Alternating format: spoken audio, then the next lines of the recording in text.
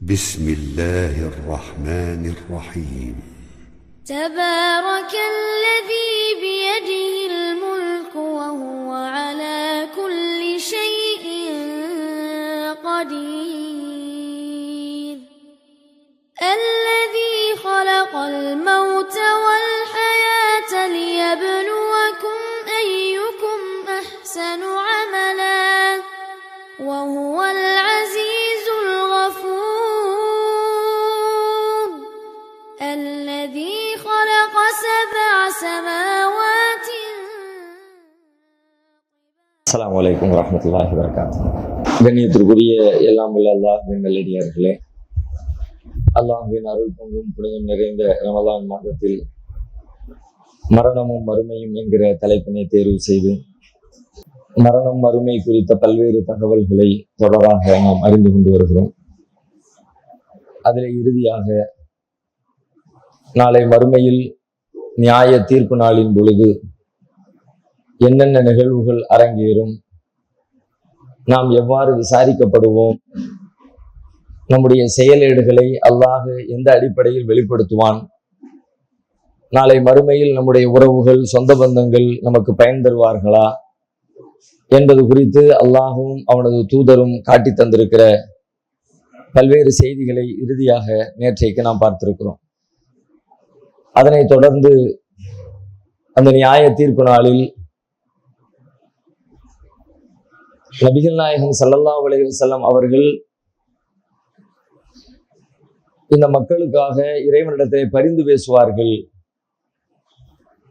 இந்த பரிந்து பேசுவார்கள் என்பதில் எல்லா நபிமார்களும் விலகிக்கிறாங்க. எங்களால முடியாது, எங்களுடைய நிலைமையே என்ன ஆகும் தெரியல, நாங்களே என்னென்ன மாதிரியான தவறுகளை செஞ்சிருக்கிறோம், அதனால அல்லாஹ் இன்றைக்கு கடுமையான கோபத்தில் இருக்கிறான், எங்களால் அல்லாஹ்விடத்திலே எந்த வகையிலும் உங்களுக்காக சிபாரிசு செய்ய முடியாது என்று விலகி கொண்ட பிறகு நபியவர்கள் இந்த சமூக மக்களுக்காக அல்லாஹ்விடத்திலே பிரார்த்திக்கிறார்கள்.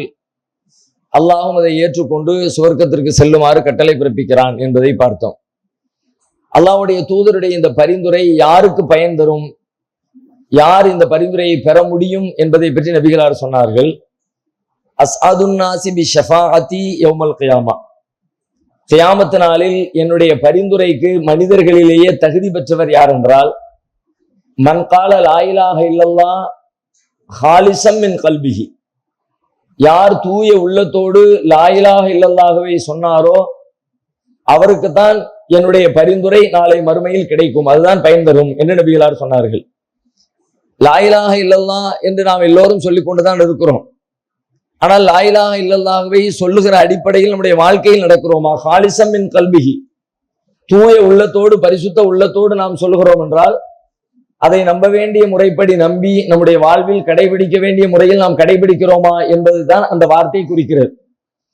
லா இலாஹ இல்ல மத்த இபாதத்துகள்ல மற்ற விஷயங்கள்ல நாம கூடுதல் குறைவு செய்திருக்கலாம், அதுல தவறு இழைத்திருக்கலாம், கொஞ்சம் கவனக்குறைவாக இருந்திருக்கலாம். ஆனால் இஸ்லாத்தினுடைய அடிப்படை கலிமாவாக இருக்கிற லா இலாஹ இல்லல்லாஹ்வுல நாம தப்பு செஞ்சோம்னா நாளை மறுமையில கண்டிப்பாக நம்மளால தப்பிக்கவே முடியாது. ஆனா அதுல சரியா இருந்துட்டோம் அப்படின்னா வேற விஷயங்களை நாம தப்பு செஞ்சிருந்தா கூட அல்லாஹ்வுடைய மன்னிப்பை பெறுவதற்கான வாய்ப்பு இருக்கிறது. அதனால நாம மற்ற எந்த விஷயங்களையும் விட முதலாக முக்கியத்துவம் கொடுக்க வேண்டிய அம்சம் எதுன்னு கேட்டா, இந்த கலிமாவுடைய வாழ்க்கை நம்ம இடத்துல இருக்குதா, அல்லது அதுல நாம ஏதாவது தவறு செய்யறோமா, அல்லாஹ் தான் வணக்கத்திற்குரியவன், அவனை மட்டுமே நம்புறோம், அவனிடமே உதவி தேடுறோம், அவனுடைய பண்புகளை வேற யாருக்கும் கொடுக்க மாட்டோம், அவன் தான் நமக்கு ஆணை பிறப்பிப்பான், அவனுடைய ஆணைகளைத்தான் நாம் செயல்படுத்த வேண்டும், வேறு யாரும் அந்த ஆணை பிறப்பிக்கிற இடத்திலே இல்லவே இல்லை என்றெல்லாம் இது மாதிரி எல்லா விஷயங்களையும் சேர்த்து நம்பணும். லா இலாஹ இல்லல்லாஹ் சொல்றது அப்படின்னா வெறுமனே வாயில லா இலாஹ இல்லல்லாஹ் சொல்றதுன்னு புரிஞ்சுக்க கூடாது. உள்ளத்தால் சொல்வதுன்னு சொன்னா உள்ளத்துல ஒருத்தரை நம்பினார்னா அது அவர் வாழ்க்கையில வெளிப்படும், அவன்தான் உள்ளத்துல அவர் நம்பி இருக்கிறாருன்னு அர்த்தம். இல்லாட்டி வெறுமனே கலிமா சொல்லிட்டேன் நான் நம்பித்தான் சொன்னேன்னு சொன்னா அது எல்லாம் வெறும் வெற்றி வாய் வார்த்தை. இன்னைக்கு உலகத்துல முஸ்லிம் அல்லாத எத்தனையோ பேர் லா இலாஹ இல்லல்லாஹ் சொல்றாங்க, லா இலாஹ இல்லல்லாஹ்வுக்கு பொருள் சொல்றாங்க, லா இலாஹ இல்லல்லாஹ்வுக்கு விளக்கம் சொல்றாங்க. எத்தனையோ மேடை பேச்சாளர்கள் இதையெல்லாம் பொதுவாக ரொம்ப இயல்பாக சாதாரணமா இதை பேசிக்கிட்டு இருக்கிறாங்க. ஆனா அவங்க இஸ்லாமியர் இல்ல, அல்லாஹ்வை நம்பல, அல்லாஹ்வுடைய நம்பிக்கைக்கு ஏற்ப தங்களுடைய வாழ்க்கையை அமைச்சுக்கல. அப்ப லா இலாஹ இல்லல்லாஹ் சொல்வது என்பது வெறும் வாயால் சொல்வது என்று பொருள் அல்ல.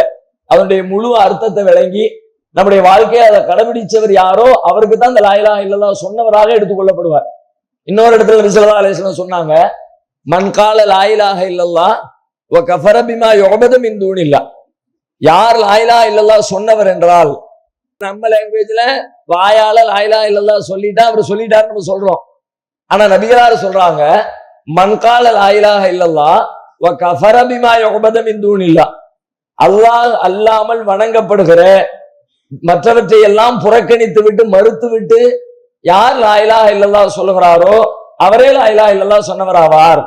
நமது தாருஸ்ஸலாம் வாழ்வியல் பயிற்சி மையத்தில் இஸ்லாத்தை கற்க வருவோருக்கு உணவு, தங்குமிடம், ஹத்னா, அபிடவிட் மற்றும் பெயர் மாற்றம் உள்ளிட்ட அனைத்தையும் செய்து கொடுக்க நபர் ஒருவருக்கு ரூபாய் 15,000 செலவாகிறது.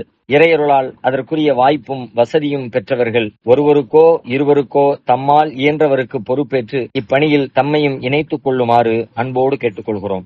இம்மையின் மூலம் மறுமையை வெல்லும் மகத்தான பணிகள் தொடர உங்கள் துஆக்களை கேட்கிறோம். சிந்தனை, செயல், பொருளாதாரம் உள்ளிட்ட அனைத்து வித ஒத்துழைப்பையும் உங்களிடம் எதிர்பார்க்கிறோம்.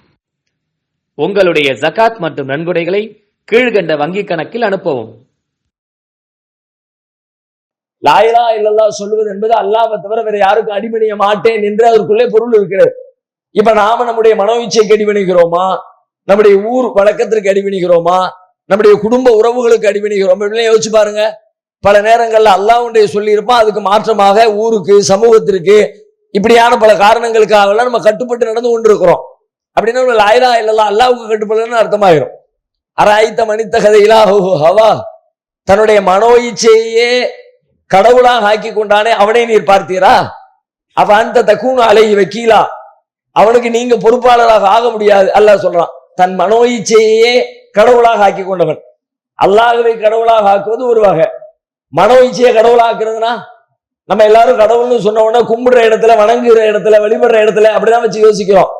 ஆனா மன இச்சையை கடவுளாக கொள்ளக்கூடியவன் அப்படின்னா மன இச்சையை யாராவது வணங்குவாங்களா? என்னுடைய விருப்பத்தை நான் வணங்குகிறேன், என் விருப்பமே என் இறைவன், என் ஆசையே என் கடவுள், அப்படி யாராவது சொல்றாங்களா உலகத்துல? அப்படியெல்லாம் யாரும் சொல்லவே இல்லை, நாமும் சொல்லல. உலகத்துல எத்தனையோ கடவுளை சொல்லக்கூடிய ஆட்கள் இருக்கிறாங்க, எத்தனையோ சிலைகளை, எத்தனையோ பெற்றோர்களை, எத்தனையோ பெரியவர்களை, எத்தனையோ முன்னாடி வாழ்ந்துட்டு போன மனிதர்களை எல்லாம் கடவுள்னு சொல்லக்கூடிய உலகத்துல எந்த மனுஷனாவது, எந்த குழுவாவது நான் என்னுடைய விருப்பங்களை தான் கடவுளாக நினைக்கிறேன், என்னுடைய ஆசைகளை தான் நான் இறைவனாக கருதுகிறேன், அப்படி யாராவது சொல்றோமா? அப்படி சொல்லக்கூடிய ஆளே கிடையாது. ஆனா அல்லாஹ் சொல்றான், ஆனா ஐத்த மனித கதை இலாஹு ஹவா, தன்னுடைய மனோ இச்சையே கடவுளாக ஆக்கி கொண்டானே அவனை நீர் பார்த்தீரா? அப்ப அந்த தக்கூன் அலைஹி வக்கீலா, நீர் அவருக்கு ஒருபோதும் பொறுப்பாளராக ஆக முடியாதே. அப்ப மனோ இச்சையை கடவுளாக ஆக்குறதுனா அல்லாஹ் ஒன்று சொல்றான், அதுக்கு மாற்றமாக நான் வேறு வகையில செயல்படுகிறேன், என்னுடைய விருப்பத்திற்காக, என்னுடைய உறவுகளுக்காக, என்னுடைய நண்பர்களுக்காக, அல்லது இந்த உலகத்தினுடைய ஆசாபாசங்களுக்காக, உலகத்தின் தேவைகளுக்காக அல்லாஹ்வின் வார்த்தைகளை புறக்கணிக்கிறேன் அப்படின்னு சொன்னா அப்ப நான் லா இலாஹ இல்லல்லாஹ்வை சரியா சொல்லலைன்னு அர்த்தம். யார் லா இலாஹ இல்லல்லாஹ் சரியாக சொல்லலையோ நாளை மறுமையில அவங்க நபிகளாருடைய ஷஃபாஅத்தை எதிர்பார்க்கிறதுல எந்த நியாயமும் இல்லை. இன்னும் சொல்ல போனா கரெக்டா மத்த விஷயங்களை தப்பு செஞ்சினா கூட இதுல சரியா இருந்த ஒருத்தர் நாளை மறுமையில என்ன நிலைக்கு ஆளாவார், அதையும் ரசூலா சொல்றாங்க. நாளைக்கு அல்லாஹ் ரப்புல் ஆலமீன் அந்த மனித குலம் எல்லாரும் நிக்கிற அந்த நேரத்துல ஒரு அடியானை அழைப்பான். அழைத்து அலைஹி திசாத்தம் சிஜில்லா, அவனுக்கு முன்னாடி அவன் செய்த, அவன் வாழ்க்கையில வாழ்ந்த காரியங்களை எல்லாம் தொகுத்த ஏடுகளை அல்லாஹ் விரிப்பான். எவ்வளவு ஏடுகள் அது இருக்கும்? திசாத்தம் சிஜில்லா, 99 ஏடுகள் அப்படியே அவனுக்கு கண்ணுக்கு முன்னாடி அப்படியே அடுக்கி வைக்கப்படும். அப்படியே சொல்லிட்டு சொல்றாங்க, குல்லு சிஜில்லின் மத்தல் பசர், அதுல ஒரு ஏடு எப்படி இருக்கு தெரியுமா? அவனுடைய கண் பார்வை எட்டுகிற தூரம் வரைக்கும் இருக்கும். ஒரே ஒரு ஏடு அவ்வளவு தூரத்துக்கு, கண்ணு எவ்வளவு தூரத்துக்கு தெரியுதோ அவ்வளவு தூரத்துக்கு இருக்கும். அது மாதிரி 99 ஏடுகள் ஒரு மனுஷன் வாழ்ந்த வாழ்க்கையில அவன் என்னெல்லாம் செஞ்சானோ எல்லாத்தையும் தொகுத்து ஏடுகளாக, புத்தகங்களாக ரெடி பண்ணி அந்த புத்தகத்துல ஒரு புத்தகமே அவ்வளவு தூரத்துக்கு இருக்குமா. அப்ப 99 புத்தகத்தை எவ்வளவு பெருசு இருக்கும் நம்முடைய என்ன எல்லாம் வரணும்ல, நம்முடைய வாழ்க்கையில செஞ்ச எல்லாமே அதுக்குள்ள இருக்கணும்ல. இன்னைக்கு ஒரு நாள் காலையில இருந்து சாயங்காலம் வரைக்கும் அதே ஒரு பெரிய ஃபைல் ஆயிரும். ஒரு வாரம் நம்ம செஞ்ச காரியம் அதுவே ஒரு பெரிய ஃபைல் ஆயிரும். ஒரு மணி நேரத்துல நம்ம செஞ்ச காரியத்தை பூரா எழுதி நினைச்சு பாருங்க, அதுவே ஒரு பெரிய ஃபைல் ஆயிரும். அப்ப நம்முடைய வாழ்க்கையில் நடந்த எல்லா காரியங்களையும் நம்ம எத்தனை வருஷம் வாழ்ந்தோமோ அத்தனை வருஷ வாழ்க்கையும் மொத்தமா தொகுத்து வந்து கொடுக்கணும்னா அது ஒரு பிரம்மாண்டமான ஏடுகளாகத்தான் இருக்குங்கிறத புரிஞ்சுக்க முடியுது. அப்ப நபிகளார் சொல்றாங்க, அவ்வளவு பெரிய ஏடுகளை 99 ஏடுகளை அவனுக்கு முன்னாடி அல்லாஹ் விரிச்சு வைப்பான். விரிச்சு வச்சுட்டு அல்லாஹ் கேட்பான், துன்கிரு மின் ஹாதா ஷையன், இதுல எதையாவது நீ மறுக்கிறியா? நீ செஞ்ச செயல்னு சொல்லிட்டு எல்லாத்தையும் ரெக்கார்டு கொண்டு முன்னாடி வச்சாச்சு. துன்கிரு மின் ஹாதா ஷையன், இதுல எதையாவது நீ மறுக்கிறியா? அவன் அந்த மனுஷன் சொல்லுவானா, அல்லாஹ் யா ரப்பி, அல்லாஹ்வே அப்படியெல்லாம் உன்னையும் நான் எதையும் நான் மறுக்கல, நீ என்ன பொய்யா எழுதி வச்சிருக்கேன், இங்க என்ன தப்பாவா இருக்குது, கூடுதல் குறைவாக எழுதப்படி, லா யா ரப்பி, இல்லை அல்லாஹ் நான் எதையும் நான் மறுக்கல அப்படிமானா. உடனே அடுத்த அல்லாஹ் கேட்பானா, அல்லமக்க கத்தபத்தியல் ஹாஃபிலூன், என்னுடைய எழுத்தர்கள் உனக்கு ஏதாவது அநியாயம் பண்ணிட்டாங்கன்னு நீ நினைக்கிறியா? ஏதாவது தப்பா எழுதிட்டாங்க, கூடுதல் குறைவா எழுதிட்டாங்க, நீ கரெக்டா செய்வ, ஆனா நீ ஒரு ஆளை ஏற்பாடு பண்ணி இருந்த வானவரு, அந்த வானவர் கொஞ்சம் மிஸ்டேக் பண்ணிட்டாரு, அப்படி ஏதாவது உன்கிட்ட கம்ப்ளைண்ட் ஏதாவது இருக்குதா? லா யா ரப்பி, அப்படியெல்லாம் ஒரு கம்ப்ளைண்ட்டும் இல்லை அப்படிமா. அடுத்த அல்லாஹ் கேட்பான், அஃபலக்க உதுரும், சரிப்பா வேற ஏதாவது காரணமாவது சொல்ல நினைக்கிறியா? நான் அதனால அப்படி செஞ்சுட்டேன், இதனால அப்படி செஞ்சுட்டேன் அப்படின்னு ஏதாவது காரணம் சொல்ல நினைக்கிறியா? லா யா ரப்பி, ஒரு காரணமும் சொல்றதுக்கு ஒண்ணும் இல்ல அல்ல. ஏன்னா காரணங்கள் ஒண்ணுமே நியாயமே இருக்காது.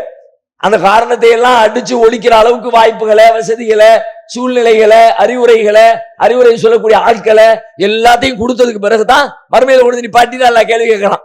அதனால அந்த மனுஷன் சொல்லுவான், லா யா ரப்பி, எந்த காரணமும் சொல்றதுக்கு என்ற ஒண்ணுமே இல்ல அல்லாஹ் அப்படி.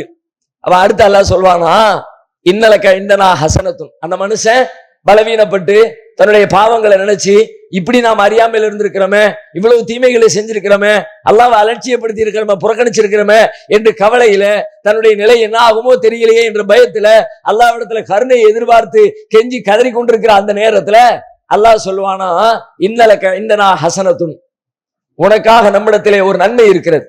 உங்கள் அஸ்னான் மல்டி ஸ்பெஷாலிட்டி பல் மருத்துவமனை, பல் மற்றும் வாய் சம்பந்தப்பட்ட அனைத்து விதமான நோய்களுக்கும் எங்களிடம் சிறப்பு சிகிச்சை அளிக்கப்படும். அஸ்னான் மல்டி ஸ்பெஷாலிட்டி பல் மருத்துவமனை, கலெக்டர் அலுவலகம் அருகில், நாகர்கோவில். உனக்காக நம்மிடத்தில் ஒரு நன்மை இருக்கிறது சொல்லிட்டு, இன்றைய தினத்திலே நீ அநீதி இழைக்கப்பட மாட்டாய், உன்கிட்ட ஒரு நன்மை இருக்குது, பாக்கி இருக்குது, அது நம்ம கையில இருக்குது அப்படின்ட்டு அந்த செயலேடுகளில் இருந்து அதுல இருந்து ஒரு சின்ன துண்டு சீட்டை அல்லாஹ் வெளியேற்றுவான். அவ்வளவு பெரிய ஏடுகள், அந்த ஏடுகள்ல ஒரே ஒரு சின்ன துண்டு சீட்டு, ஒரு குறிப்பு சீட்டு ஒண்ணு அல்லாஹ் வெளியெடுப்பான்.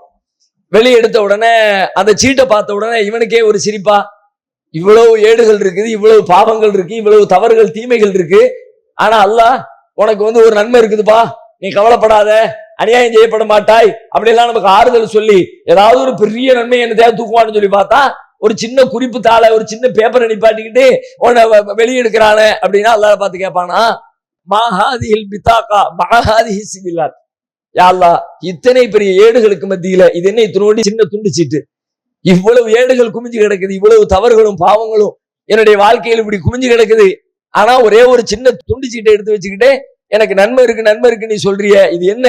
மாஹாதிஹில் பிதாகா மஹாதிஹி சிபில்லாத், இந்த ஏடுகளுக்கு இடையில இது என்ன குறிப்பு சீட்டு என்று அவன் கேட்பானா. உடனே அல்லாஹ் ரப்பல் ஆலமீன் மீண்டும் சொல்லுவானா, இன்றைக்கு நீ அநீதி இழைக்கப்பட மாட்டாய், நம்மிடத்திலே நன்மை இருக்கிறது, நீ அநீதி இழைக்கப்பட மாட்டாய் அப்படின்னு சொல்லிட்டு அந்த துண்டு சீட்டை அவனை தராசுகளை வைத்து மனிதனுடைய நன்மை தீமைகள் எடை போடப்படுகிற அந்த தராசுல இந்த துண்டு சீட்டை ஒரு பக்கத்திலே அல்லாஹ் வைப்பான், அந்த 99 ஏடுகளை இன்னொரு பக்கத்திலே அல்லாஹ் வைப்பான். ஃபதாஷத்தில் சிஜில்லாத் வ சகுலத்தில் பிதாகா, அப்படியே அந்த 99 ஏடுகள் வைக்கப்பட்ட அந்த தராசின் பகுதி மேலேறிவிடும், இந்த துண்டு சீட்டு வைக்கப்பட்ட அந்த பகுதி அப்படியே கனத்தால் தாழ்ந்து விடும். சம்பந்தமே இல்லாத அவ்வளவு ஆண் இருக்குது, வெயிட்டு பார்த்தா அவ்வளவு தீமைகள், அவ்வளவு பாவங்கள், அவ்வளவு தவறுகள், அவ்வளவு அலட்சியங்கள், அவ்வளவு கவனக்குறைவுகள் அப்படின்னு அதுவெல்லாம் அவ்வளவு மலை மாதிரி குமிஞ்சு கிடக்குது. ஆனா ஒரே ஒரு சின்ன துண்டு சீட்டை வச்ச உடனே இது வெயிட்டு கூடிச்சு, அது வெயிட்டு குறைஞ்சிருச்சு. அது என்ன அப்படி? அந்த துண்டு சீட்டுக்குள்ளே இருக்கிற நபிகளார் விளக்குகிறார்கள், அஷ்ஹது அல்லா இலாஹ இல்லல்லாஹ் என்கிற அந்த கலிமாதான். இந்த கலிமாயை உலகத்திலே நீ புரிந்திருந்தாய், இந்த கலிமாவிற்கு நீ முரணில்லாத வகையிலே உன் வாழ்விலே வாழ்ந்திருந்தாய், இந்த கலிமாவிற்கு உண்மையாக நீ வாழ்ந்தாய், மத்த விஷயத்திலே நீ தப்பு செஞ்சாய், உன் ஆசாபாசங்களுக்கு உட்பட்டு எத்தனையோ பிழைகள் செய்தாய், உன்னுடைய அறிவுக்கு உட்பட்டு எத்தனையோ அலட்சியங்களில் ஈடுபட்டாய், எத்தனையோ இறைவனின் நல்லறங்களை அறிவுரைகளை புறக்கணித்தாய், ஆனால் லா இலாஹ இல்லல்லாஹ் வணக்கத்திற்குரியவன், கட்டுப்பாட்டிற்கு தகுதியானவன், அடிபணிவதற்கு தகுதியானவன், படைத்த இறைவனை தவிர வேறு யாரும் இல்லை, அவன் சொல்வதை மட்டுமே நான் கேட்பேன், அவனை தவிர வேறு யாருடைய பேச்சுக்களுக்கும் வேறு யாருடைய கட்டளைகளுக்கும் நான் கீழ்ப்படிய மாட்டேன் என்பதிலே மிக தெளிவாக லா இலாஹ இல்லல்லாஹ் என்கிற கொள்கையிலே நீ இருந்திருக்கிறாய். அதுதான் இந்த துண்டு சீட்டு. லா இலாஹ இல்லல்லாஹ்விற்கு நிகராக உலகத்தில் வேறு எதுவுமே இல்லை. நீ எத்தனை பாவங்கள் செய்திருந்தாலும் லா இலாஹ இல்லல்லாஹ்வில் தெளிவாக இருந்தால் அல்லாஹ் நாடினால் இந்த கலிமாவை கொண்டு உன்னுடைய எல்லா பாவங்களையும் அழித்து விடுவான் என்று அண்ணல் பெருமகனார் ஸல்லல்லாஹு அலைஹி வஸல்லம் சொல்லுகிறார்கள். நன்றாக சிந்தித்து பாருங்கள். நம்ம வாழ்க்கையில எவ்வளவோ விஷயங்களை பேசுறோம், எவ்வளவோ நல்ல குணங்களை பத்தி பேசுறோம், நல்ல நடவடிக்கைகளை பத்தி பேசுறோம், நேர்மையை பத்தி பேசுறோம், உண்மையை பத்தி பேசுறோம், வாக்குறுதி பேணுவதை பற்றி பேசுகிறோம். அதுவெல்லாம் தேவையானது, அதுவெல்லாம் உண்மையானது, அவசியமானது, மாற்று கருத்தே இல்லை. ஆனால் அது எல்லாவற்றிலும் விட தலையானது வணக்கத்திற்குரியவன் அல்லாஹ்வை தவிர வேறு யாரும் இல்லை, பிரார்த்திப்பதற்கு தகுதியானவன் அல்லாஹ்வை தவிர வேறு யாரும் இல்லை, மறைவான விதத்திலே உதவி செய்யக்கூடியவன் அல்லாஹ்வை தவிர வேறு யாரும் இல்லை, மனித குலத்திற்கான சட்டத்தை வழங்குகிற அதிகாரம் படைத்தவன் அல்லாஹ்வை தவிர வேறு யாரும் இல்லை. அந்த அல்லாஹ்வை தவிர வேறு யாருக்கும் நான் அஞ்ச மாட்டேன், அவனுக்கு அஞ்சுவதை போல, அவனுக்கு கீழ்ப்படிவதை போல, அவனுக்கு பயப்படுவதை போல உலகத்தில் வேறு யாருக்கும் நான் பயப்பட மாட்டேன், வேறு யாருக்கும் நான் கீழ்ப்படிய மாட்டேன் என்கிற உணர்வை நம்முடைய உள்ளத்தில் நாம் பதித்துக் கொள்ள கடமைப்பட்டிருக்கிறோம். பரக்கத் நிகாப் மேட்ரிமோனி. இஸ்லாமிய பெருமக்களே, பிள்ளைகளுக்கு வரன் தேடுபவரா நீங்கள்? தமிழகம் முழுவதும் உள்ள வரன்களை வீட்டில் இருந்து கொண்டே எளிமையாக தேடி பெறலாம். புரோக்கர்கள் இல்லாமல் முதல் மனம், மறுமணம் என அனைத்திற்கும் வரன்கள் பார்க்கலாம். படிப்பு, வருமானம், வயது, மாவட்டம் என உங்கள் விருப்பத்திற்கேற்ப வரன்களை எளிமையாக தேடும் வசதிகள் உள்ளது. உடனே உங்கள் பிளே ஸ்டோரில் நமது அப்ளிகேஷனை பதிவிறக்கம் செய்து கொள்ளுங்கள். மேலும் விவரங்கள் மற்றும் சந்தேகங்களுக்கு 8667312781 என்ற எண்ணிற்கு அழைக்கவும். இதுல ஒண்ணுல சரியா இருந்துட்டோம்னா மத்ததெல்லாம் அல்லாஹ்வுடைய கருணையில் இருக்குது. இந்த ஒண்ணுல தப்பு செஞ்சிட்டோம்னா நம்ம எவ்வளவுதான் நல்லறங்கள் செய்தாலும், எத்தனைதான் உயர்வான நற்குணத்தோடு இருந்தாலும், வாரி வாரி வழங்கினாலும், ஒரு நேர தொழுகையை நான் விடாம நான் தொழுதிருந்தாலும், அல்லாஹ் எனக்கு கொடுத்த பொருளாதாரத்தை எல்லாம் ஏழை எளிய மக்களுக்கு அள்ளி அள்ளி தர்மம் செஞ்சிருந்தாலும், தஹஜ்ஜத் நேரத்துல வாழ்நாள் முழுவதும் தொடர்ந்து எழுந்து அமர்ந்து தூக்கத்தை கெடுத்து அல்லாஹ்விடத்தில் கையேந்தி பிரார்த்தனை செய்திருந்தாலும், பெற்றோர்களுக்கு கீழ்ப்படிந்திருந்தாலும், அண்டை வீட்டாரிடத்திலே அழகான முறையிலே நடந்திருந்தாலும், உறவுகளை பேணி இருந்தாலும், வியாபாரத்திலே நேர்மையை கடைபிடித்திருந்தாலும், பொய் பேசாமல் வாழ்ந்திருந்தாலும், வாக்குறுதியை காப்பாற்றி இருந்தாலும், ஒழுக்கத்தோடு வாழ்ந்திருந்தாலும், அவதூறு பேசாமல், இப்படி எத்தனை நல்லறங்கள் இருக்கிறதோ அத்தனை நல்லறங்களையும் நான் மிகச்சிறப்பாக செய்து முடித்திருந்தாலும், நாளை மறுமையிலே ஏகத்துவத்திலே கோட்டை விட்டு விட்டேன் என்றால் எந்த பயனும் இல்லாமல் போய்விடும். அதனால் நாம நமக்காக, நம்முடைய உறவுகளுக்காக நாம் மிக முக்கியமாக கவனிக்க வேண்டிய செய்தி ஏகத்துவ செய்தி. இதுலதான் வெற்றி இருக்கு, வேற எதுலயும் வெற்றி இல்லை. இதுல சரியா இருந்துட்டு மற்றதையெல்லாம் சேர்த்தீங்கன்னா உங்களுடைய வெற்றியினுடைய அளவு கூடிக்கொண்டே போகும். இதுல தவறு செஞ்சுட்டு மற்றது எல்லாத்தையும் சிறப்பா செஞ்சிருந்தாலும் உங்களால் மறுமையிலே வெற்றி பெற முடியாது என்பதைத்தான் அண்ணல் பெருமகனார் ஸல்லல்லாஹு அலைஹி வஸல்லம் நமக்கு இவ்வாறு பாடம் நடத்துகிறார்கள். எனவே கலிமா விஷயத்துல ரொம்ப கவனமாக இருக்க வேண்டும். நம்முடைய உறவுகள் விஷயத்துல அவங்கள்ட்ட எடுத்து சொல்லும் போது நம்ம குடும்பத்துல, அக்கம் பக்கத்துல, நண்பர்கள், தெரிஞ்சவங்க இதுல தப்பு செய்யறாங்கன்னு தெரிஞ்சா கரிசனத்தோட, கவலையோட, அக்கறையோட எப்படியாவது அவங்களை அதுல இருந்து மீட்டணுமே என்று உங்களால் ஆன முயற்சிகளை மேற்கொள்ளுங்க. இன்னைக்கு பல பேரு இதுல இருந்து நான் மக்களை மீட்கிறோம், ஷிர்கில் இருந்து மக்களை மீட்கிறோம், குஃப்ரில் இருந்து மக்களை மீட்கிறோம் என்றெல்லாம் தாவா செய்கிறார்கள், பிரச்சாரம் செய்கிறார்கள். ஆனால் உண்மையிலே அந்த பிரச்சாரத்தின் பலன் என்னவாக மாறுகிறது என்று சொன்னால், இவர்கள் செய்ய செய்ய, பேச பேச பேச அவர்கள் அந்த பாவத்திலே மூழ்கி கொண்டே இருக்கிறார்கள். பாவத்திலிருந்து மீட்டெடுப்பதற்கு பதிலாக இவங்க பேசாம இருந்திருந்தா கூட அந்த தப்புல இருந்து வந்திருப்பான் போல இருக்கு. இவங்க பேச ஆரம்பிச்ச பிறகு, சொல்ல ஆரம்பிச்ச பிறகு அவன் திரும்ப திரும்ப திரும்ப அந்த பாவத்துக்குள்ள இப்பவும் செய்வேன், இன்னமும் செய்வேன், இன்னும் கொஞ்சம் செய்வேன் அப்படிங்களா? என்ன காரணம் தெரியுமா?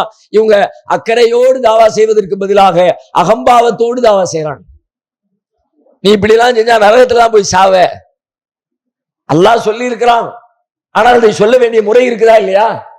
உங்களுடைய தந்தைக்கு இப்படிதான் சொல்லுவீங்களா? உங்களுடைய தாய்க்கு இப்படிதான் சொல்லுவீங்களா? உங்க புள்ள ஒரு தப்பு செஞ்சா அந்த புள்ளை இப்படித்தான் நீங்க திருத்துவீங்களா? ரோஷத்தை உண்டாக்குவதன் வழியாக சீர்திருத்தம் செய்யவே முடியாது. நான் உங்க மேல அக்கறையோடு இருக்கிறேன், கருணையோடு இருக்கிறேன், உங்க மேல நான் கரிசனம் காட்டுறேன், நீங்க நல்லா இருக்கணும் நான் விரும்புறேன், அதை அவங்களுக்கு புரிய வைக்கணும்.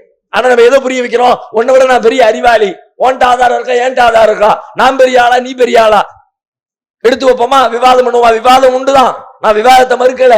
விவாதம் செய்யறது தப்புன்னு சொல்ல வரல. ஆனால் அந்த விவாதத்தினுடைய போக்கு, அந்த விவாதத்தினுடைய ஸ்டைலு, விவாதத்தினுடைய முடிவு, விவாதத்திற்கு பிறகு அடிக்கின்ற பெருமை எடுக்கின்ற தற்பெருமை, இதுவெல்லாம் எதை காட்டுகிறது? அவங்கள அதிலே நீ அப்படி அவர் அதிலே நின்றுவார். தர்காவுக்கு போறவரே நிற்பார். கயிறு கட்டுறவர் அதிலே உறுதியா நிற்கிறார். மௌலுது ஓதுறவர் மௌலுதிலே இருக்கிறார். என்ன காரணம்? நாம அவங்க மேல அக்கறையோடு சொல்ல, அகம்பாவத்தோடு ஆணவத்தோடு நான் இருக்கிறது சரி, எனக்கு அறிவு இருக்கு, எனக்கு தெளிவு இருக்கு, எனக்கு குர்ஆனை பத்தியான ஞானம் இருக்குது அப்படிங்கிற அந்த பெருமையின் விளைவாக அவர்களை இழிவுபடுத்துகிற வேலையை செஞ்சோம். இழிவுபடுத்தப்படுகிற பொழுது யார்தான் அதை தாங்கிக் கொள்வார்? நான் இழிவுக்குரியவன் இல்லை, நானும் பெரிய ஆளுதான், என்கிட்ட உண்மை இருக்கு, அவர்கிட்ட பொய்யே இருந்தாலும் சரி என்கிட்ட உண்மை இருக்குன்னு காட்டுறதுக்கு பாடுபடுவாரு. கடைசியில அவர் அந்த பாவத்திலேயே நிலைத்திருப்பதற்கு நம்முடைய பிரச்சாரமே ஒரு காரணமா அமைஞ்சிடும். அதனால தயவு செஞ்சு பிரச்சாரம் செய்யக்கூடிய பல பேர் இன்னைக்கு பாக்குறோம், வீடியோக்கள் எடுத்து போறாங்க, போய் மௌலிது ஒரு இடத்துல போய் நின்று கொண்டு அவர்களிடத்துல சத்தம் போடுறது இல்ல, எல்லாம் அப்படி சொல்லியிருக்காங்களா, இப்படி அந்த கேள்வி கேட்கறது துணி அதுவே அருவருப்பா இருக்கிறது. ஆனா அவங்க என்ன பேசுறாங்க? எவ்வளவு பெரிய தாவா தெரியுமா? மௌலிது ஒரு இடத்துல போய் சிங்கத்தை அதன் குகையிலே போய் பிடரிய பிடிச்சிட்டோம். அல்லாஹ்விடத்துல சல்லி காசுக்கு மதிப்பில்லாத காரியத்தை நீங்க செய்றீங்க. உண்மையிலே அவர்கள் அந்த பாவத்திலிருந்து மீளணும்னா இதுவா முறை? 4 பேருக்கு முன்னாடி போய் அவங்களை அசிங்கப்படுத்திட்டா அவங்க நேர்வழிக்கு வந்துருவாங்களா? அப்ப உங்களுடைய நோக்கம் என்ன? அவர்கள் நேர்வழிக்கு வருவது நோக்கமா, அல்லது நான் நேர்வழியிலே இருக்கிறேன் என்று பெருமை அடிப்பது நோக்கமா? எது நோக்கம்? நீங்கள் அனாதை குழந்தைகளை ஆதரிக்க விரும்புகிறீர்களா? தந்தை இழந்து தரமான உணவின்றி, நல்ல உடைகளின்றி, சரியான வழிகாட்டுதலின்றி அனாதைகளாக வாழும் இந்த குழந்தைகளுக்கு உதவும் கரங்கள் தான் தாருல் இல்ம் உதவும் கரங்கள். அல்லாஹ்வின் உதவியால் 2010 10 குழந்தைகள் என்று ஆரம்பிக்கப்பட்ட இந்த உதவும் கரங்கள் சமூகத்தில் கவனிப்பாரற்று அதிகரித்து வரும் அனாதை குழந்தைகளை கருத்தில் கொண்டு தற்போது 160 குழந்தைகளுக்கு மேல் பொறுப்படுத்தி செயல்பட்டு வருகிறது. இவர்களின் கண்ணீரை துடைத்திட நீங்கள் தாராளமாக உதவுங்கள். உங்கள் ஜகாத் மற்றும் சதக்காவை அனுப்ப வேண்டிய முகவரி தாருல் இல்ம் நம்பர் 64, பார்த்தசாரை தெரு, பழைய வண்ணாரப்பேட்டை, சென்னை 21. வெப்சைட் தாருல் இல்ம் hh.com.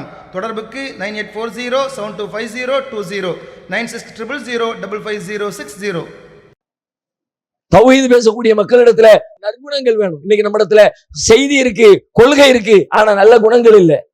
கேரக்டர்ல நாம பலகீனப்பட்டு கொண்டே போகிறோம்.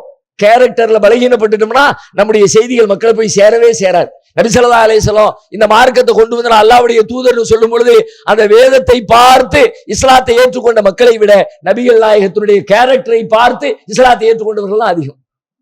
அப்படிதான் அல்லாஹ் சொல்லவே சொல்றான். ஃபக்கத் லபிஸ்து ஃபீக்கும் உம்ரம் மின் கப்லி அஃபலா தாகிலூன். உங்களோட நான் இத்தனை வருஷம் வாழ்ந்திருக்கிறேனே, சிந்திக்க மாட்டீங்களா? என் வாழ்க்கையை பார்க்க மாட்டீங்களா? அப்ப நம்ம வாழ்வின் வழியாக, நம்முடைய நடத்தையின் வழியாக, நம்முடைய கேரக்டரின் வழியாக அப்படி தாவா செய்ய நல்ல மனுஷையா அப்படிங்கும் பொழுதே நம்ம பேசுறதுக்கு காது கொடுப்பாங்க.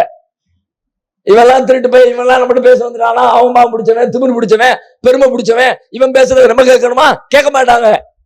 அதனால இந்த லா இலாஹ இல்லல்லாஹ் கலிமா நாளை மறுமையின் வெற்றிக்கு நீங்க எத்தனை பிழைகள் இருந்திருந்தாலும் கூட பிழைகளை செய்வதற்கு ஆதரிப்பதாக அர்த்தம் இல்லை. ஆனால் மறுமையில அல்லாஹ்வுடைய கருணையால் அந்த பிழையிலிருந்து நீங்கள் தப்பித்து விடலாம். லா இலாஹ இல்லல்லாஹ்வில் கோட்டை விட்டால் எத்தனை நற்செயல்கள் செய்திருந்தாலும் எந்த பயனும் இல்லாமல் போய்விடும் என்பதை நாம புரிந்து நம்முடைய வாழ்வை மாற்றிக்கொள்ள வேண்டும். அடுத்த நபிகள் ஸல்லல்லாஹு அலைஹி வஸல்லம் மறுமையினுடைய நிகழ்வுகளை இன்னும் நமக்கு அடுத்தடுத்து நிறைய சொல்றாங்க. அதுல சொல்லும் போதே என்ன சொன்னாங்க தெரியுமா? ஹாலிஸம் மின் கல்பி. லா இலாஹ இல்லல்லாஹ் சொல்றவரு தூய உள்ளத்தோடு சொல்ல வேண்டும்.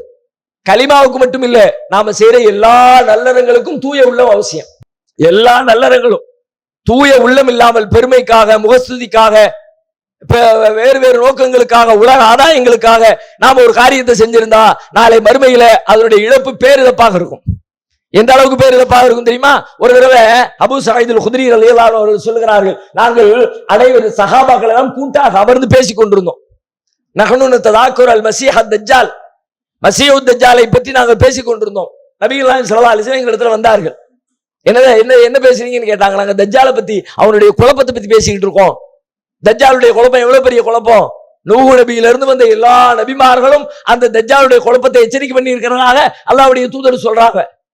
நபி ஸல்லல்லாஹு அலைஹி வஸல்லம் என்ன துஆ கத்து தந்தாங்க? ஒவ்வொரு நேர தொழுகையிலேயும் மின் ஃபித்னத்தில் மஸீஹ் தஜ்ஜால், யா அல்லாஹ் இந்த மஸீஹ் தஜ்ஜாலுடைய குழப்பத்திலிருந்து எங்களை காப்பாத்திரலா அப்படின்னு ஒவ்வொரு நேரமும் கேட்க சொன்னாங்க. அவன் கிட்டத்துல வந்துட்டான், இன்னும் சீக்கிரமா வெளியே வந்துருவான், பேர் ஆபத்து, அதுல இருந்து மீள்வது என்பது பெரிய கஷ்டம் என்றெல்லாம் எச்சரிக்கப்பட்ட தஜ்ஜாலை பற்றி சஹாபாக்கள் பேசிக் கொண்டிருக்கிறார்கள். நபி ஸல்லல்லாஹு அலைஹி வஸல்லம் கேட்கிறாங்க, அலா உக்பிருக்கும் பிமா அக்வஃபு அலைக்கும் இன்தி மினல் மஸீஹ் தஜ்ஜால்.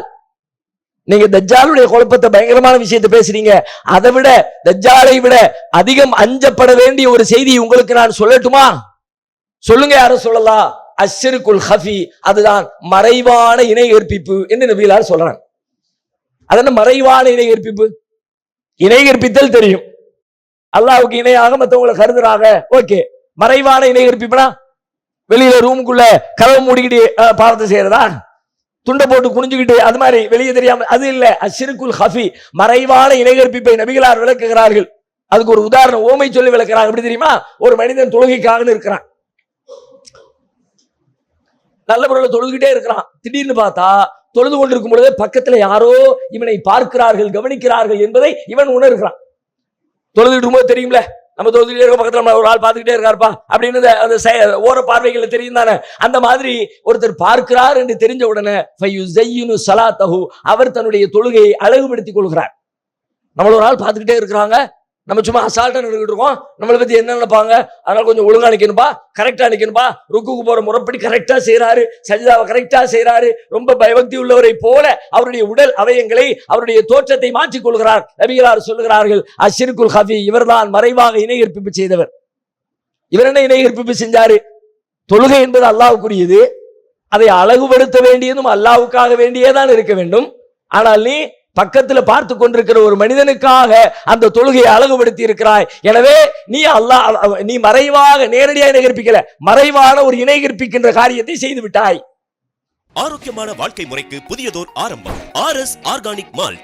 எங்களிடம் மால்ட் வெரைட்டிகள், ஹெல்த் இன்ஸ்டன்ட் பிரேக்ஃபாஸ்ட், சூப் வெரைட்டிகள், ஹெல்த் சைட் டிஷ் வகைகள், summer special rose milk syrup, நன்னாரி சிரப், ஹேர் கேர் பொருட்கள், ஸ்கின் கேர் பொருட்கள் மற்றும் ஆம்லா குல்கண்ட் ஆகியவை கிடைக்கும். உயர்தரமான சுகாதாரமான முறையில் அன்புடன் கலந்து தயாரிப்பதே எங்களின் தனி சிறப்பு. மேலும் தொடர்புக்கு RS ஆர்கானிக் மால்ட், இலக்கம் 14 கீழ் 77, east Kalmandapam road, Royapuram, Chennai. Cell number 8610034194. இதன் வழியாக என்ன சொல்ல வர்றாங்க? நீங்க செய்கிற அமல இன்னொருத்தர் பார்க்கிறாரு, அவர் கவனிக்கிறாரு, அவர் பாராட்டுறாரு அல்லது அவர் திட்டுறாரு என்றெல்லாம் அது போன்ற காரணங்களுக்காக நீங்கள் செய்தால் நீங்கள் மறைவாக இணை கற்பிப்பிலே ஈடுபடுகிறீர்கள். இணை கற்பித்தலில் ஒரு பங்கை நீங்கள் அடைகிறீர்கள். அப்படின்னா நம்ம செய்யக்கூடிய எவ்வளவோ செய்யறோம். நம்மை போல தர்மம் செய்யக்கூடிய சமுதாயம் இன்னைக்கு உலகத்துல யாருமே கிடையாது, அவ்வளவு செய்யறோம். மற்றவங்கள எல்லாம் சொல்லுவாங்க, அங்க பாருங்க அந்த கோயில உண்டியில உடைச்சாங்க, 50 கோடி கிடைச்சிச்சு, 20 கோடி கிடைச்சிச்சு என்றெல்லாம் நிறைய தர்மம் செய்வதை போல ஒரு தோற்றம் தெரியலாம். ஆனால் உண்மையிலே உலகத்திலே கணக்கெடுத்து பார்த்தால் முஸ்லிம் சமூகத்தை போல மற்றவர்களுக்கு வாரி வழங்குகிற அள்ளி அள்ளி தர்மம் செய்கிற ஒரு சமூகத்தை உலகத்துல காட்டவே முடியாது, அவ்வளவு செய்கிறார்கள். ஆனால் இந்த தர்மம் எல்லாம் நாளை மறுமையிலே பயன் தர வேண்டுமா இல்லையா?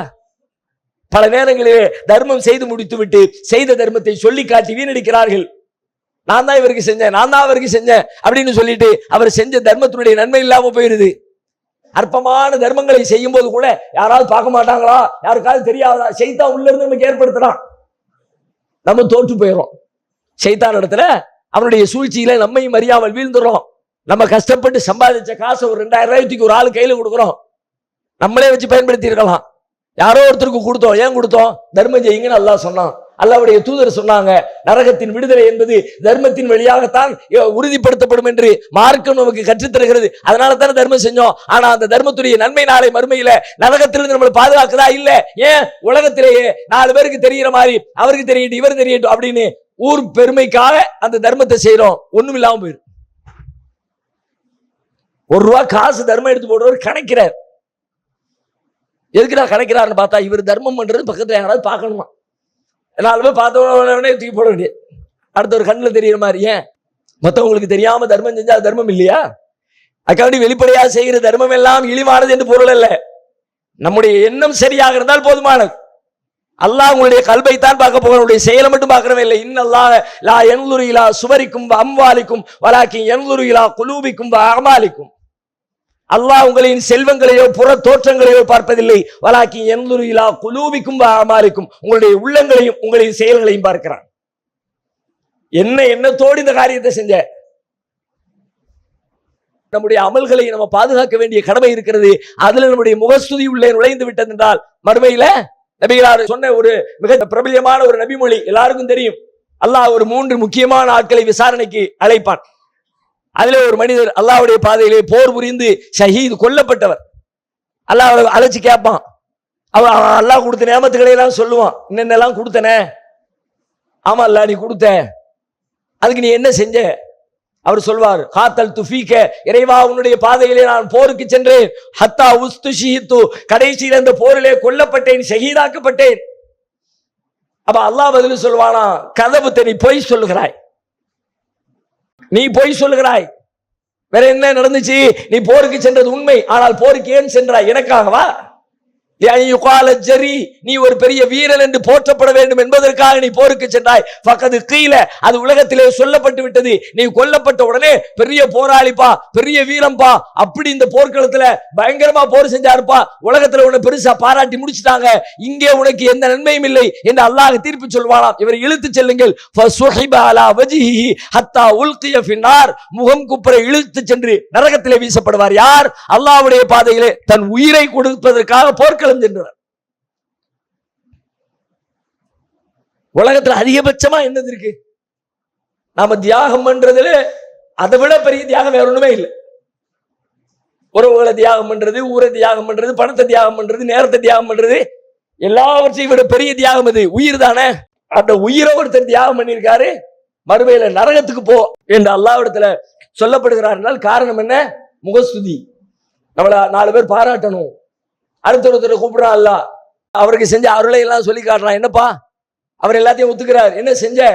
தஅல்லம்துல் இல்ம வ அல்லம்துஹு, யா அல்லாஹ் நான் அறிவு ஞானத்தை தேடினேன், நான் தேடியது மட்டுமல்ல பிறருக்கு கற்றுக் கொடுத்தேன். வ கரஅத்துல் குர்ஆன், உன்னுடைய குர்ஆனை நான் படித்தேன், வாசித்தேன், ஓதினேன், உனக்காக இதுவெல்லாம் செய்தேன். அவரையும் பார்த்து அல்லாஹ் சொல்வான், கதபுத்த, நீ போய் சொல்லுகிறாய். நீ கல்வியை கற்றாய், பிறருக்கு கற்றுக் கொடுத்தாய், குர்ஆனை ஓதினாய், நீ ஆலிம் என்று போற்றப்படுவதற்காக, நீ சிறந்த குர்ஆன் ஓதுகிறவர் என்று பாராட்டப்படுவதற்காக இந்த வேலையை செய்தாய். உலகத்திலே அந்த பாராட்டு கிடைத்து விட்டது, செல் நரகத்திற்கு என்று அல்லாஹ் தீர்ப்பளிப்பான். நமது தாருஸ்ஸலாம் வாழ்வியல் பயிற்சி மையத்தில் இஸ்லாத்தை கற்க வருவோருக்கு உணவு, தங்குமிடம், ஹத்னா, அபிடவிட் மற்றும் பெயர் மாற்றம் உள்ளிட்ட அனைத்தையும் செய்து கொடுக்க நபர் ஒருவருக்கு ரூபாய் 15,000 செலவாகிறது. இறையருளால் அதற்குரிய வாய்ப்பும் வசதியும் பெற்றவர்கள் ஒருவருக்கோ இருவருக்கோ தம்மால் இயன்றவருக்கு பொறுப்பேற்று இப்பணியில் தம்மையும் இணைத்துக் கொள்ளுமாறு அன்போடு கேட்டுக்கொள்கிறோம். இம்மையின் மூலம் மறுமையை வெல்லும் மகத்தான பணிகள் தொடர உங்கள் துஆக்களை கேட்கிறோம். சிந்தனை, செயல், பொருளாதாரம் உள்ளிட்ட அனைத்து வித ஒத்துழைப்பையும் உங்களிடம் எதிர்பார்க்கிறோம். உங்களுடைய ஜகாத் மற்றும் நன்கொடைகளை கீழ்கண்ட வங்கிக் கணக்கில் அனுப்பவும். செல்வந்தரை அழைப்பான், என்ன தர்மம் செய்தாய்? தர்மம் செய்தேன் அவர் சொல்லுவார். ஏன் செய்தாய்? உலகத்திலே ஜவ்வாத், நீ பெரிய கொடை வல்லல் என்று போற்றப்படுவதற்காக நீ தர்மம் செய்தாய், இப்பொழுது நீ நரகத்துக்கு செல் என்று அல்லாஹ் சொல்லுவான். நாம் செய்கிற அமல்களை குறைவாக இருந்தாலும் அதை பாதுகாத்து மறுமையிலே நன்மை பெறத்தக்க வகையிலே சேர்க்க வேண்டும் என்று சொன்னால் அவ்வப்போது நம்முடைய உள்ளத்தை கவனித்துக் கொண்டே இருக்கும். நம்முடைய உள்ளத்துல என்ன சிந்தனைகள் வருகிறது, என்ன எண்ணங்கள் வருகிறது.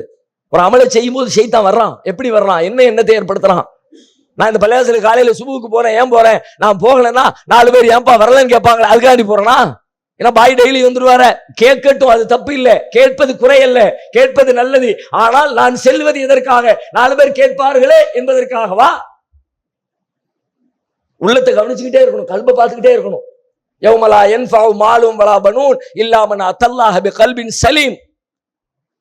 செல்வமோ பிள்ளைகளோ பயன் தராது, இல்லா மன் அத்தல்லாஹ பிகல்பின் சலீம். தூய உள்ளத்தோடு யார் அல்லாஹ்விடத்திலே வந்தார்களோ அவர்களை தவிர வேறு யாரும் நாளை மறுமையிலே பயன் பெற முடியாது. அப்படியானால் நம்முடைய உள்ளத்தை பரிசீலித்துக் கொண்டே இருக்க வேண்டும் என்று இந்த செய்திகளின் வழியாக நபிகள் நாயகம் ஸல்லல்லாஹு அலைஹி வஸல்லம் பாடம் நடத்துகிறார்கள். அடுத்து ஒரு அறிவிப்பாளர் வந்து அறிவிப்பு செய்வார் மறுமையிலே, லியذهب كل قوم الى ما كانوا يعبدون. யாரெல்லாம் எதையெல்லாம் வணங்கினீர்களோ அவர்களெல்லாம் நீங்கள் வணங்கிய தெய்வங்களுக்கு பின்னால் செல்லுங்கள் என்று ஒரு வானவர் வந்து அறிவிப்பு செய்வார். உடனே அவரவர்கள் வணங்கிய தெய்வங்களுக்கு பின்னால் செல்ல ஆரம்பிப்பார்கள். நபிகளார் சொல்கிறார்கள், ஃபதஹப அஸ்ஹாபு ஸலீப் மஅ ஸலீபிஹிம். சிலுவைகளை வணங்கியவர்கள் சிலுவைகளோடு நரகத்தில் செல்வார்கள். வாசாபுல் அவுசான், சிலைகளை வணங்கியவர்கள் சிலைகளோடு நரகத்துக்கு செல்வார்கள். வாசாபு குல்லு இலாஹின் மகா ஆலிஹத்திஹிம். ஒவ்வொரு கடவுளர்களை கற்பனை கடவுளர்களை வழங்கியவர்களும் அந்த கற்பனை கடவுளர்களுக்கு பின்னால் எல்லோரும் செல்வார்கள். ஹத்தா யபகா மன் கான யஅபுதுல்லாஹ மின் பர்ரின் வ ஃபாஜிரின். கடைசியாக அல்லாஹ்வை வணங்கியோர் மட்டும் மிச்சம் இருப்பார்கள். அதிலே நல்லோரும் இருப்பார்கள், கெட்டவர்களும் இருப்பார்கள். அல்லாஹ்வை வணங்குறவரே ஆனா வணங்கினாலும் பாவம் செஞ்சிருப்பார்ல, அந்த மாதிரி அல்லாஹ்வை வணங்கியவர்கள் அவர்களின் நல்லோர்களும் கெட்டோர்களும் மிச்சமாக அங்கே அந்த சபையிலே மஹ்ஷர் பெருவெளியிலே நீதிமன்றத்திலே நின்று கொண்டிருப்பார்கள். அப்பொழுது வந்து வானவர்கள் வந்து கேட்பார்கள், ஏன்னா எல்லாரும் போறாங்க, நீங்க மட்டும் நிக்கிறீங்க. அப்ப இந்த மக்கள் இன்ஷா அல்லாஹ் நாம் பதில் சொல்லுவாமாம். எப்படி, என்ன பதில் சொல்லுவான்? நபிகளார் சொல்றாங்க, உலகத்திலே வாழுகிற பொழுது அவர்களிடத்திலே எங்களுக்கு நிறைய தேவைகள் இருந்துச்சு, அவர்களோடு நாங்கள் ஒட்டி உறவாட வேண்டிய அவசியம் இருந்தது. அந்த தருணத்திலே கூட நாங்கள் அவர்களை விட்டு விலகி நின்றோம். அவங்களிடத்துல எங்களுக்கு தேவை இருந்துச்சு, ஆனாலும் அப்பவே நாங்க அவங்க பின்னாடி போகல. இப்ப அவர்களுக்கும் எங்களுக்கும் எந்த தேவையும் இல்லை, இன்னைக்கா நாங்க அவங்க பின்னாடி போக போறோம்? சொல்லிட்டு சொல்லுவாங்களாம், ஒரு அழைப்பாளர் எங்களுக்கு அறிவிப்பு செய்தார், யார் யார் எதை வணங்கினீர்களோ அதற்கு பின்னால் செல்லுங்கள் என்று சொன்னார்கள். நாங்கள் இன்னா நன் தவிர ரப்பனா, எங்கள் இறைவனுக்காக நாங்கள் காத்து கொண்டிருக்கிறோம், நாங்கள் எங்களுடைய இறைவனை எதிர்பார்த்து காத்து கொண்டிருக்கிறோம். அல்லாஹ் ரப்புல் ஆலமீன் இங்கே வருகிறான். அவர்கள் வராத, அவர்கள் அல்லாஹ்வை பற்றி அறியாத ஒரு தோற்றத்திலே வருகிறான்.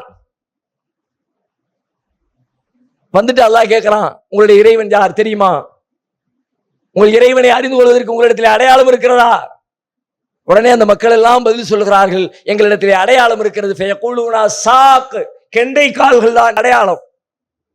குர்ஆன்ல அல்லாஹ் ஏற்கனவே ஒரு பாடம் நடத்தி இருக்கிறான்.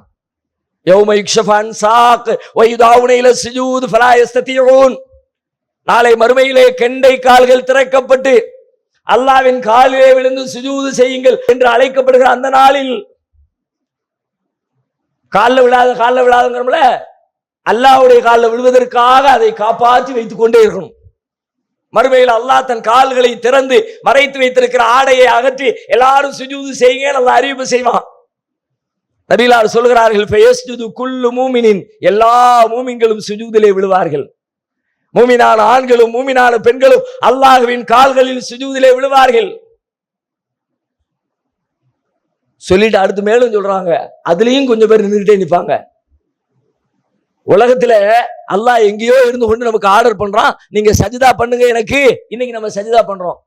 ஆனால் நாளை மறுமையில அல்லாஹ் பக்கத்துல வந்து நின்றுகிட்டு எனக்கு சஜிதா பண்ணுமா.